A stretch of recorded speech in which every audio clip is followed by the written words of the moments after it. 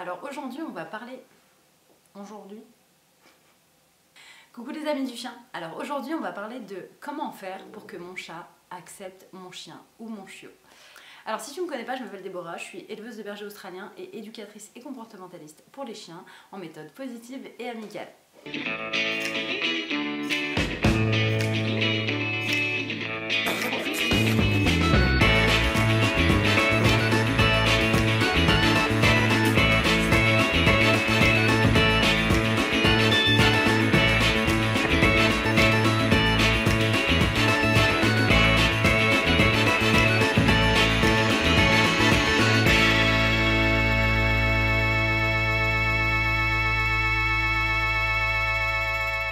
Alors souvent quand les gens m'appellent pour l'élevage ou pour avoir un chiot, j'ai souvent cette question qui revient qui est de savoir comment faire pour que le chat accepte le chiot et que ça se passe dans les meilleures conditions et qu'il n'y ait pas de problème.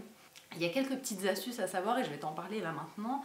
La première chose, ce serait d'essayer de savoir si dans l'élevage où tu vas prendre ton chien, les chiots sont déjà socialisés au chat. Donc est-ce que dans l'élevage il y a la présence d'un ou plusieurs chats, si c'est un élevage de chiens et de chats par exemple, ou voilà, si les chiots sont mis en contact direct assez jeunes, donc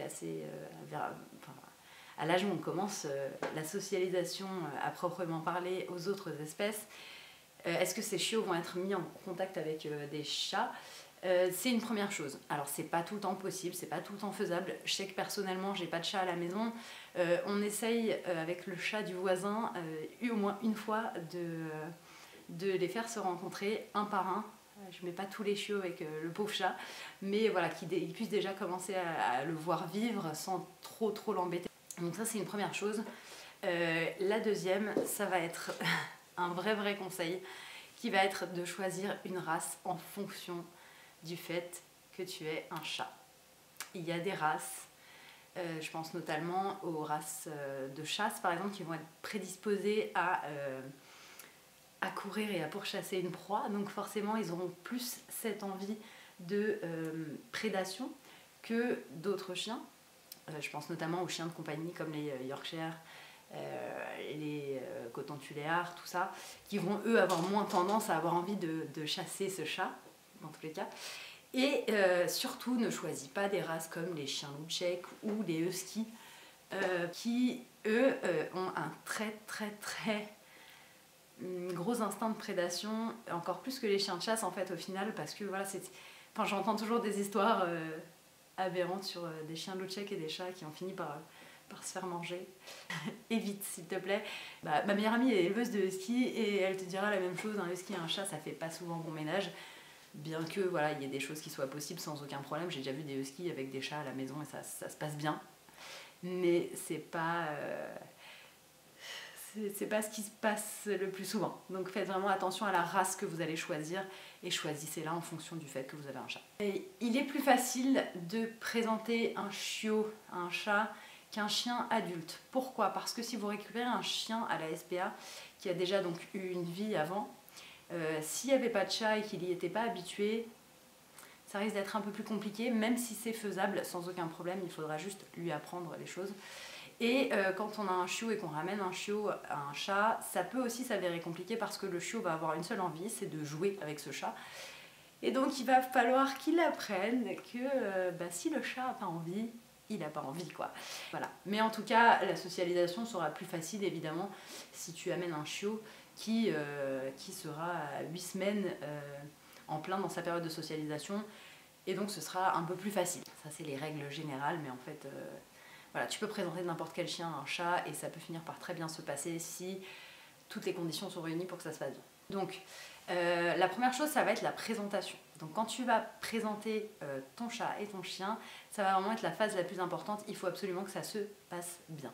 Donc le premier truc avec le chien ou le chiot que tu vas ramener à la maison, ça va être, avant de le ramener chez toi, de le dépenser au maximum pour que quand il soit présenté au chat, il n'ait pas envie de trop lui courir après, il ne soit pas ultra frustré, il ne soit pas ultra dans l'excitation parce que voilà, tu l'auras déjà dépensé et au moins on évitera ce genre de problème de trop d'excitabilité. Le premier truc qu'on va faire une fois qu'on aura ramené donc ce chien ou ce chiot à la maison, ça va être de faire des présentations, mais les présentations soit à travers une porte, soit à travers une grille de bébé, soit en laisse, pour éviter que le chien ait la possibilité d'aller trop faire chier le chat en fait. Mais ça va lui permettre quand même de sentir les odeurs, de le voir peut-être bouger un peu. Voilà, le chiot va peut-être se frustrer un petit peu parce qu'il ne pourra pas aller le voir, mais voilà, ça va permettre les 10 premières minutes de faire en sorte que aussi le chat puisse sentir les odeurs du chien et de ne pas se sentir menacé. Ensuite, on va s'approcher petit à petit, mais quand on va s'approcher, on va bien faire attention à avoir sur nous un cliqueur et de la bouffe ou juste de la nourriture ou un jouet pour faire en sorte d'attirer l'attention du chien et pour pas qu'il soit tout le temps fixé sur le chat, parce que plus le chien va fixer et va être... voilà, son cerveau reptilien, encore une fois, va s'activer. Cette envie de prédation va s'activer malgré lui. Donc il va falloir que tu puisses snapper son cerveau hors de cette prédation, en fait. Tu vas, à chaque fois que ton chien va, par exemple, regarder le chat et qu'il ne va pas y aller, qu'il va s'asseoir et qu'il va être tranquille, mais qu'il va juste le regarder, tu cliques et tu récompenses, ou tu récompenses et tu dis oui, c'est bien.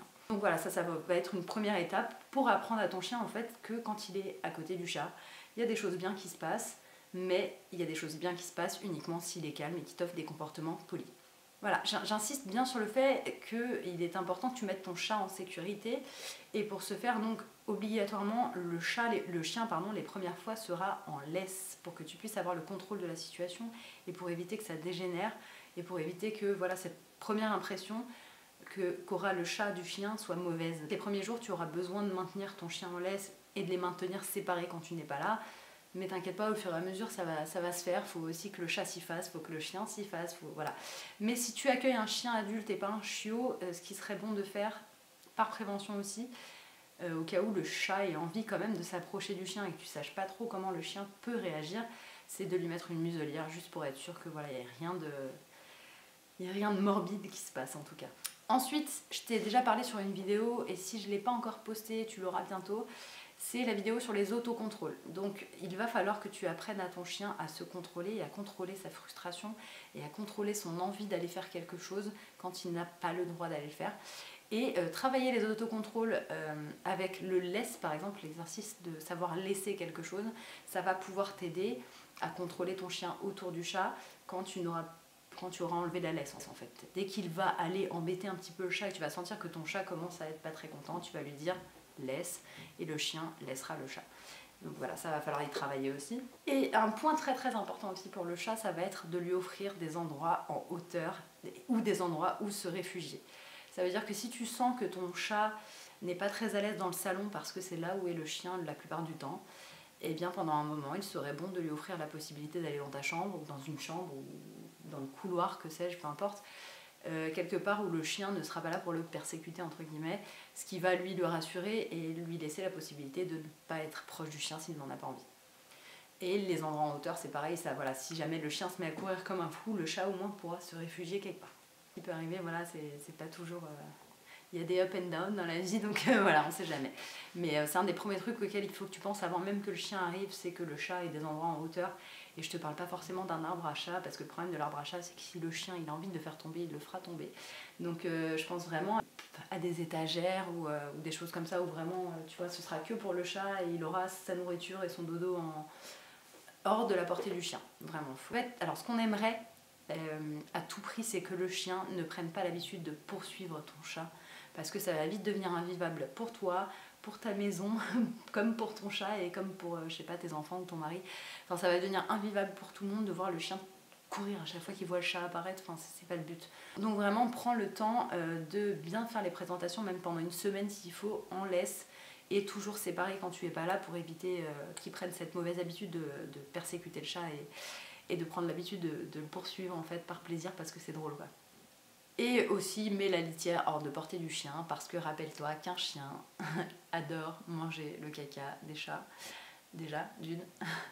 Et si c'est pour qu'il se retrouve avec plein de litière dans la bouche et qu'il finisse par avoir des occlusions parce qu'il a mangé trop de litière de chat, c'est pas top. Et puis au-delà de ça, c'est bien de permettre à ton chat de pouvoir faire pipi et caca tranquillement sans que ton chien le persécute, encore une fois.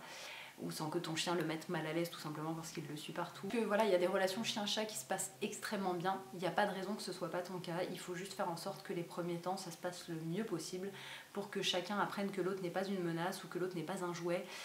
Et après voilà, tu as des chats et des chiens qui sont vraiment meilleurs potes et ça se passe très très bien.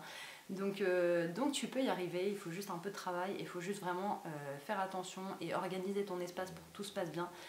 Et après ça ira. Donc voilà, j'espère que cette vidéo t'aura plu. Je te dis à bientôt pour une nouvelle vidéo. Je te fais des bisous.